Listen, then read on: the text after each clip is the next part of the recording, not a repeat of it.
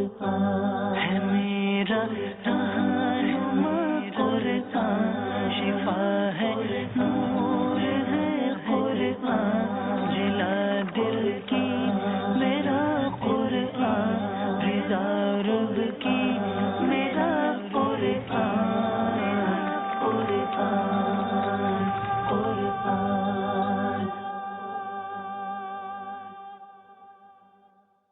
الحمد للہ رب العالمین والصلاة والسلام علی سید المرسلین، اما بعد فاعوذ باللہ من الشیطان الرجیم، بسم اللہ الرحمن الرحیم۔ الصلاة والسلام علیک یا رسول اللہ وعلی آلک واصحابک یا حبیب اللہ، الصلاة والسلام علیک یا نبی اللہ وعلی آلک واصحابک یا نور اللہ۔ میٹھے میٹھے اسلامی بھائیوں اور مدنی چینل کے ناظرین، مدنی چینل کا سلسلہ ہے ایک قصہ ہے قرآن سے۔ قرآن ہے میرا رہنما قرآن، شفا ہے نور ہے قرآن، جلا دل کی میرا قرآن، رضا رب کی میرا قرآن، قرآن قرآن۔ میٹھے میٹھے اسلامی بھائیوں اور مدنی چینل کے ناظرین، آج آپ کو ایک اور قصہ قرآن کا سنانا ہے، لیکن آج کا قصہ کچھ ہٹ کر ہے، خوفناک بھی ہے لیکن بڑا ہی عبرت انگیز بھی ہے۔ آپ نے حضرت موسیٰ علیہ الصلوۃ والسلام اور فرعون کے واقعے کو کئی انداز سے اور ہو سکتا ہے کئی بار سنا ہوگا، لیکن دریائے نیل میں غرق ہونے کی بات تو ہم میں سے شاید بہت سارے ناظرین جانتے ہوں، لیکن شاید بہت سارے مدنی چینل کے ناظرین کو یہ نہ پتا ہو کہ دریائے نیل میں غرق ہونے سے پہلے فرعونیوں پر کچھ بڑے ہی عجیب و غریب اور بڑے ہی خوفناک عذاب بھی آئے۔ اور آج کا جو موضوع ہے 5 خوفناک عذاب، یہ کون سے عذاب تھے جو لگاتار آئے؟ جی ہاں میرے میٹھے اسلامی بھائیوں، جب حضرت موسیٰ علیہ الصلوۃ والسلام کا عصا، جو جنتی لاٹھی، واقعے میں ہم سن بھی چکے ہیں کہ اژدہا بن کر اس عصا نے، اس لاٹھی نے جادوگروں کے سانپوں کو نگل لیا تھا، تو جادوگر تو سجدے میں گر کر ایمان لے آئے، مگر فرعون اور اس کے ماننے والے اب بھی حضرت موسیٰ علیہ الصلوۃ والسلام پر ایمان نہ لائے، بلکہ فرعون کا کفر اور سرکشی اور زیادہ بڑھ گئی، اور بنی اسرائیل کے مومنین اور حضرت موسیٰ علیہ الصلوۃ والسلام کو وہ خوب تکلیفیں دینے لگے، بڑی ایذا رسانی کرنے لگے اور طرح طرح سے ستانا شروع کر دیا۔ فرعون کے ان مظالم سے تنگ آ کر حضرت موسیٰ علیہ الصلوۃ والسلام نے اللہ تبارک و تعالیٰ کی بارگاہ میں کچھ اس طرح دعا مانگی کہ اے میرے رب، فرعون بہت ہی سرکش ہو گیا ہے اور اس کی قوم نے عہد شکنی یعنی وعدہ خلافی کی ہے، لہذا تو انہیں ایسے عذابوں میں گرفتار فرما جو ان کے لیے سزاوار ہو اور میری قوم اور بعد والوں کے لیے عبرت ہو۔ اب اللہ کے نبی نے یہ دعا مانگی تھی اور یقیناً انبیاء کرام علیہ الصلوۃ والسلام کی دعائیں تو یقیناً قبول ہوتی ہیں۔ تو اب کیسے عذاب آئے؟ لگاتار 5 عذاب آئے، اور یہ ایسے عجیب و غریب واقعات ہیں کہ سنے تو جس کو کہتے ہیں نا رونگٹے کھڑے ہو جائیں، انسان حیران ہو جاتا ہے کہ اللہ تعالیٰ نے اس دنیا میں اپنی قدرت کے کیسے کیسے نظارے دکھائے، لیکن یہ قوم بھی کتنی عجیب تھی کہ بار بار سمجھانے کے باوجود، بار بار تنبیہ کے باوجود، بار بار قدرت کی نشانیاں دکھانے کے باوجود توبہ نہیں کرتی تھی، ایمان نہیں لاتی تھی۔ اب پہلا جو عذاب آیا وہ طوفان کا عذاب تھا۔ اچانک ایک بڑا ابر یعنی ایک بڑا بادل آیا، ہر طرف اندھیرا چھا گیا، پھر انتہائی زوردار بارش ہوئی اور پھر طوفان آ گیا۔ فرعونیوں کے گھروں میں پانی بھر گیا اور وہ اس میں کھڑے رہ گئے، پانی ان کے گردنوں تک آ گیا، ان میں سے جو بیٹھتا وہ ڈوب کر ہلاک ہو جاتا، یعنی اتنا پانی تھا، نہ ہل سکتے تھے، نہ کوئی کام کر سکتے تھے، نہ کھیتیاں نہ باغات، سب طوفان کی وجہ سے برباد ہو گئے۔ ایک ہفتے سے یعنی ہفتے کے دن سے اگلے ہفتے کے دن تک 7 روز تک مسلسل یہ لوگ اس مصیبت میں گرفتار رہے۔ اب یہاں ایک عجیب بات یہ تھی کہ باوجود یہ کہ بنی اسرائیل اور فرعونیوں کے جو مکانات تھے وہ ملے ہوئے تھے، مگر بنی اسرائیل جو حضرت موسیٰ علیہ الصلوۃ والسلام پر ایمان والے تھے، ان کے گھروں میں پانی نہیں تھا، اور برابر میں فرعونی کا گھر تھا، اس کے گھر میں پانی بھرا ہوا تھا۔ یعنی بنی اسرائیل کے لوگ اس پرابلم میں بھی، اس مصیبت کے وقت میں بھی بڑے چین سے رہ رہے تھے، کیونکہ ان کے گھروں میں پانی نہیں تھا۔ اب ان لوگوں میں اس عذاب کو سہنے کی طاقت نہ رہی، حضرت موسیٰ علیہ الصلوۃ والسلام کے دربار میں آئے، آ کر عرض کی کہ حضور آپ دعا کیجئے یہ مصیبت ٹل جائے تو ہم ایمان لے آئیں گے، بنی اسرائیل کو آپ کے پاس بھیج دیں گے۔ چنانچہ آپ نے دعا مانگی، طوفان کی بلا ٹل گئی اور زمین ایک بار پھر ایسی سرسبز ہو گئی، پھلوں سے یوں سمجھیے درخت لد گئے. تو اب یہ دیکھ کر بنی اسرائیل کہنے لگے کہ یہ بارش تو ہمارے لیے بڑی فائدے مند تھی، یہ طوفان تو ہمارے لیے بڑے کام کا تھا. تو اب انہوں نے جناب اپنے عہد کو توڑ دیا، پھر ایمان نہ لائے اور پھر سرکشی کی، پھر ظلم شروع کر دیا. اب میٹھے اسلامی بھائیوں، 1 ماہ گزرا، فرعونی عافیت میں رہے اور بنی اسرائیل والوں پر، حضرت موسیٰ علیہ الصلوۃ والسلام کے ماننے والوں پر پھر ظلم کرنا شروع کر چکے تھے. مگر 1 مہینے کے بعد پھر اللہ تعالیٰ نے اپنے قہر کو، اپنے عذاب کو ٹڈیوں کی شکل میں بھیج دیا. اب ٹڈیاں جھنڈ کے جھنڈ، یعنی بڑے بڑے غول ٹڈیوں کے آ گئے. ان کی کھیتیوں، باغوں کو، یہاں تک کہ ان کے مکانات کی لکڑیوں کو بھی وہ کھا گئے. اور فرعونیوں کے گھروں میں یہ ٹڈیاں بھر گئیں، جس سے ان کا سانس لینا مشکل ہو گیا. مگر بنی اسرائیل کے جو مومنین تھے، یعنی اسی شہر میں رہتے تھے، مگر ان کے باغ بھی ٹھیک رہے، ان کے کھیتوں میں بھی کوئی پرابلم نہیں تھی، وہ گھروں میں بھی سکون سے رہتے تھے. اب 1 ہفتہ اس طرح کیسے گزارا؟ اب فرعونیوں کو بڑی عبرت ہوئی، حضرت موسیٰ علیہ الصلوۃ والسلام کے پاس پھر آئے، عہد کیے، پیمان کیے کہ حضور اب ایک بار معاف کر دیجئے، اللہ کی بارگاہ میں دعا کر دیجئے، اب بنی اسرائیل پر کوئی ظلم نہیں کریں گے، بلکہ ہم خود بھی ایمان لے آئیں گے. اب اللہ کے نبی ہیں، اپنی قوم کا یہ حال دیکھا، فرعونیوں کی یہ آہوزاری دیکھی، آپ کے دل میں مزید نرمی آئی، آپ نے اللہ عز و جل کی بارگاہ میں دعا کی اور یہ ٹڈیاں جو تھیں یہ چلی گئیں، یعنی عذاب ختم ہو گیا. 1 ہفتہ عذاب رہا. اب میٹھے اسلامی بھائیوں، جیسے ہی یہ عذاب ختم ہوا، یہ لوگ پھر سکون میں ہوئے. اب اس کے بعد پھر عہد شکنی کی، پھر ظلم کرنے لگے، پھر ایمان نہ لائے، بلکہ کہنے لگے کہ جو ٹڈیوں کے جانے کے بعد ہمارا مال بچ گیا ہے، ہمارے گھر بچ گئے ہیں، یہی ہمارے لیے کافی ہیں، ہم اپنا دین کیوں چھوڑیں. اے میرے میٹھے اسلامی بھائیوں، آپ یہ سنتے جا رہے ہیں اور سوچتے جا رہے ہیں یہ قوم کیسی تھی جو اتنے عذابات کے بعد بھی اللہ پر ایمان نہ لائی. حضرت موسیٰ علیہ الصلوۃ والسلام کا حلم، بردباری اور نرمی کتنی تھی کہ بار بار بات نہ ماننے کے باوجود بھی اللہ کی بارگاہ میں ان کے لیے دعا فرماتے تھے. 2 عذابات کا تذکرہ ہم سن چکے، آئیے مزید 3 بڑے ہی عجیب و غریب اور بڑے ہی خوفناک عذابات کے بارے میں سنتے ہیں.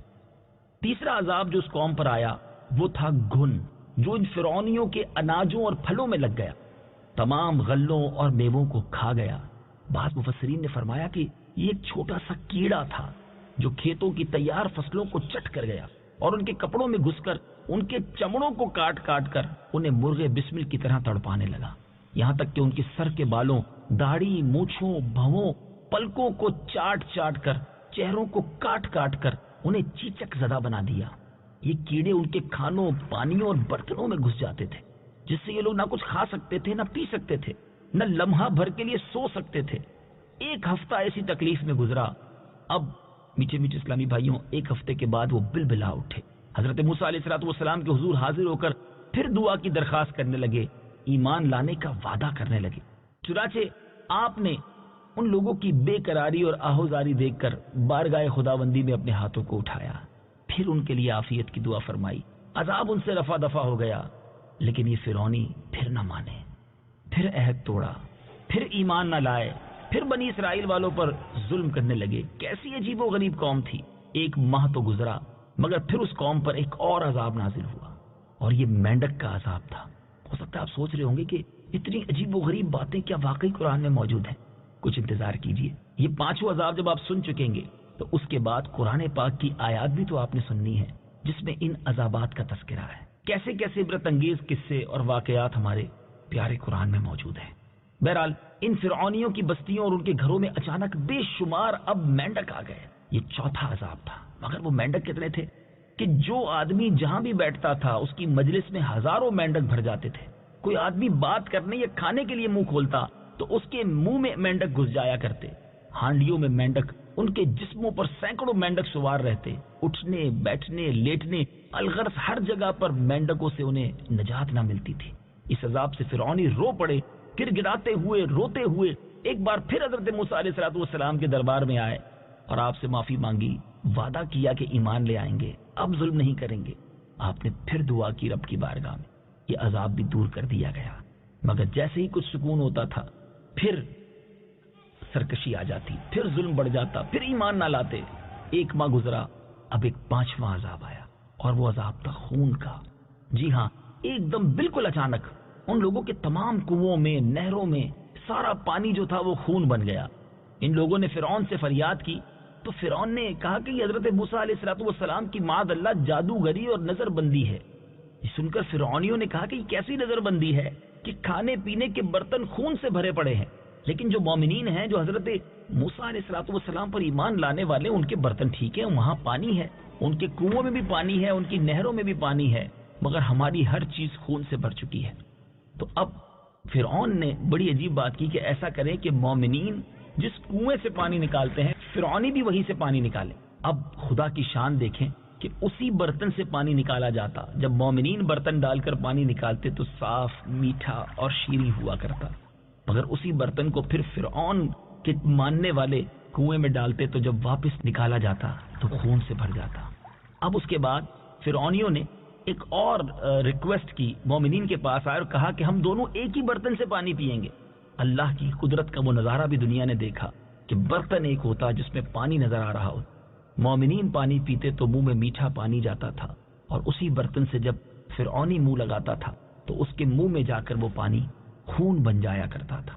میٹھے میٹھے اسلامی بھائیوں، اب ایسا برا حال ہو گیا پیاس سے کہ فرعونیوں نے پتوں کو اور گھاس کو اٹھا کر اسے نچوڑ کر چبانا شروع کیا کہ اس کے ذریعے کچھ پیاس بجھائی جائے، لیکن درختوں کے پتوں اور گھاس کا جو رطوبت تھی، اس کا جو رس تھا، وہ بھی خون بن کر ان کے منہ میں جانے لگا۔ اب یہ گڑ گڑاتے ہوئے، روتے ہوئے، بلبلاتے ہوئے حضرت موسیٰ علیہ السلام کے پاس پھر حاضر ہوئے اور معافی مانگی۔ آپ نے ایک بار پھر انہیں معاف کیا، پھر اللہ کی بارگاہ میں دعا کی، اس عذاب کو دور کر دیا گیا۔ میرے میٹھے میٹھے اسلامی بھائیوں، یہ 5 عذاب مسلسل ہر ایک ہفتے کے دن آتے، دوسرے ہفتے کے دن تک یعنی 7 دن مسلسل چلتے رہتے، پھر آپ دعا فرماتے، عذاب تو ٹل جاتا۔ 1 مہینہ گزرنے کے بعد پھر سنیچر کا دن آتا تو دوسرا عذاب آ جاتا۔ یہ قوم سرکشی کرتی رہی، آپ معاف فرماتے رہے۔ یہ عجیب و غریب واقعہ قرآن پاک میں کہاں اور کیسے موجود ہے؟ آئیے قرآن پاک کی مبارک آیات سنتے ہیں اور ترجمہ سنتے ہیں۔ فَأَرْسَلْنَا عَلَيْهِمُ الطُّوفَانَ وَالْجَرَادَ وَالْقُمَّلَ وَالضَّفَادِعَ وَالدَّمَ آيَاتٍ مُفَصَّلَاتٍ فَاسْتَكْبَرُوا وَكَانُوا قَوْمًا مُجْرِمِينَ۔ ترجمہ: تو ہم نے ان پر طوفان اور ٹڈی اور پسو یا جوئیں اور مینڈک اور خون کی جدا جدا نشانیاں بھیجیں تو انہوں نے تکبر کیا اور وہ مجرم قوم تھی۔ وَلَمَّا وَقَعَ عَلَيْهِمُ الرِّجْزُ قَالُوا يَا مُوسَى ادْعُ لَنَا رَبَّكَ بِمَا عَهِدَ عِندَكَ لَئِن كَشَفْتَ عَنَّا الرِّجْزَ لَنُؤْمِنَنَّ لَكَ وَلَنُرْسِلَنَّ مَعَكَ بَنِي إِسْرَائِيلَ۔